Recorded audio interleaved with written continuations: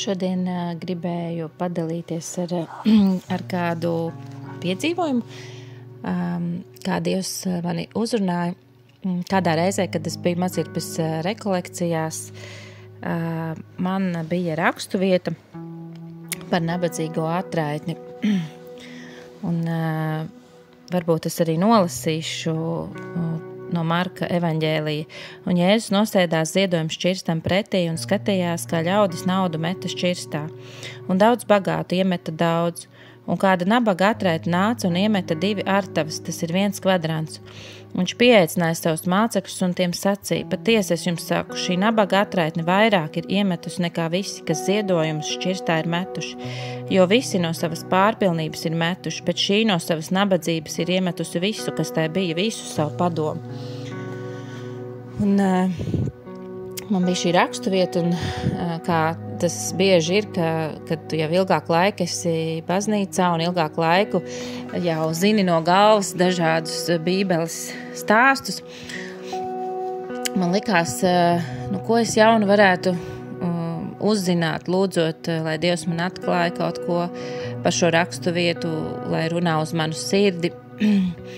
Un bieži ir tā, ka mums liekas, es neko jaunu nevarētu uzzināt, neko jaunu nevarētu piedzīvot, bet Dieva vārds ir dzīvs, un tā arī bija man šoreiz, kad es tādu iztēles lūgšanu lūdzu un mēģināju iztēloties, kā tas bija tur tajā templī, kur bija daudz tie cilvēki, un tur lūk šī nabadzīga atraitne. Un es iedomājos to templi, un ka tur patiešām ir daudz cilvēku, ka tur ir skaļums, tur ir kņāda, tur ir bagātnieki, un tad tur ir kāds nabadzīgs cilvēks, un tad tur ir šī nabadzīga atraitne. Un viņas braucās starp šiem daudziem cilvēkiem, lai iemestu visu, kas viņai bija. Un pēkšņi Dievs man uzrunāja nevis redzēt to, cik viņa bija nabadzīga un ka viņa tomēr atdeva visu, bet to, cik viņa bija laimīga. Cik viņa bija laimīga, ka viņa pazīst Dievu, ka viņa pazīst Kungu.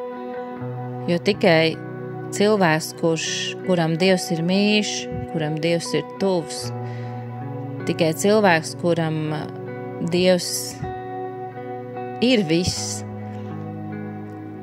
spēj atdot arī visu. Ka pēkšņi no nabadzīgās atraitnes, kur ir nekas īpašs, viņa man kļuva par laimīgo atraitni, par to laimīgo Dieva bērnu, par kuru es gribu kļūt un par kuru es esmu, jo es pazīstu Jēzu, jo es pazīstu Dievu. Un man ļoti uzrunāja šis brīdis, man ļoti aizkustināja tas brīdis, kad Dievs man atklāja vēl vienu viņas šo sirds stāvokli, ka viņa ir laimīga Dievā.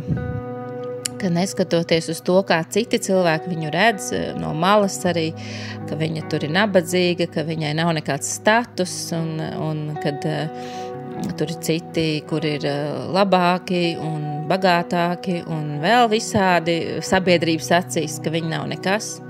Bet ka viņai ir tāds dārgums, viņa nes tādu bagātību savā sirdī, ka viņa ir mīl Dievu, ka viņa ir laimīga viņā.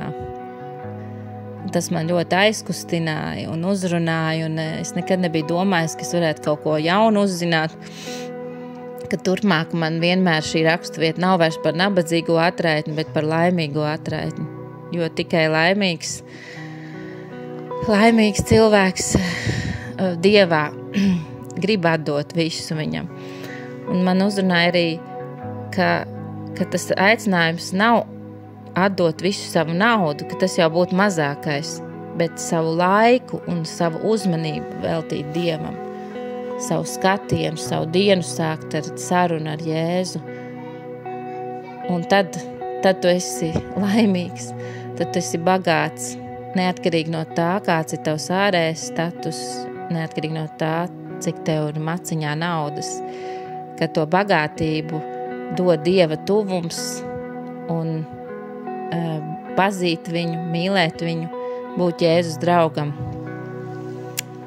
Tāpēc arī šī nabadzīgā atraitne pārtopot pa laimīgu atraitni, arī es sajutos laimīgais Dieva bērns, ka es esmu laimīga, ka es varu būt viņa bērns, ka es varu pazīt Jēzu un varu būt viņa draugs.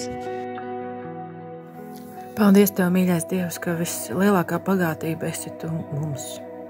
Ka Tu esi tas, kas mums dod jēgu dzīvot, kas piepilda mūsu dzīves, kas dod arī jēgu kaut ko zaudēt. Paldies Tev, Kungs, par visiem zaudējumiem, ko esam piedzīvojuši.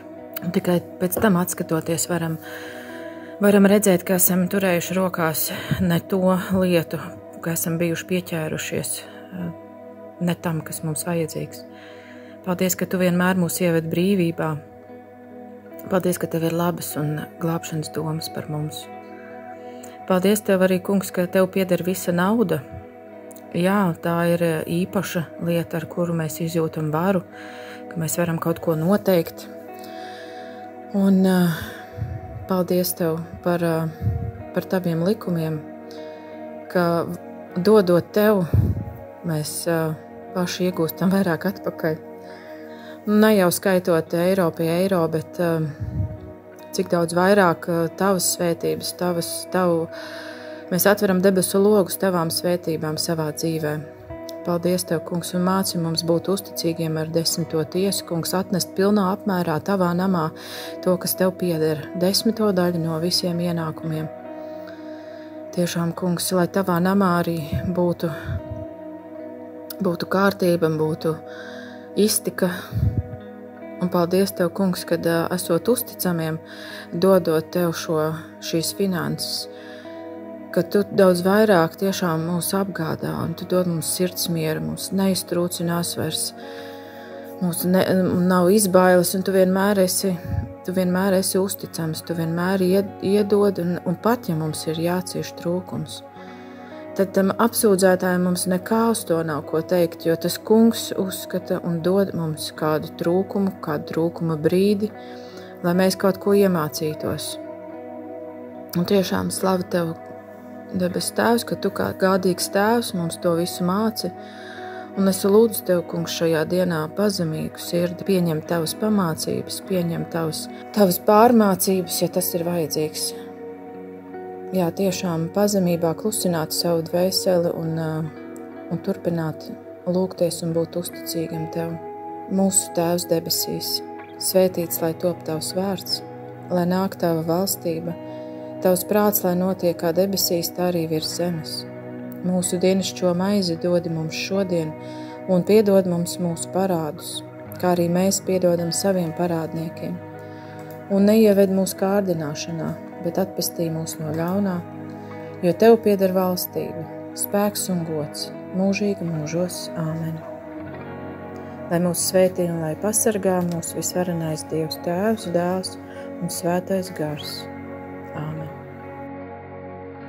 Aicinu piedalīties audio liecību projektā Mīlestības ceļš liecībās arī tevi. Ieraksti balsziņā savu stāstu, kā Dievs sevi ir tev atklājis, ko Viņš ir darījis un kā Jēzus ir tev palīdzējis, uzmundrinot, samīļojot, dziedinot, stiprinot. Esi daļa no dzīvā evaņģēlija pasaulē un ieraksti savu audio liecību telefonā, izmantojot balss ieraksta aplikāciju un nosūti to uz e-pastu liecības@gertrude.lv.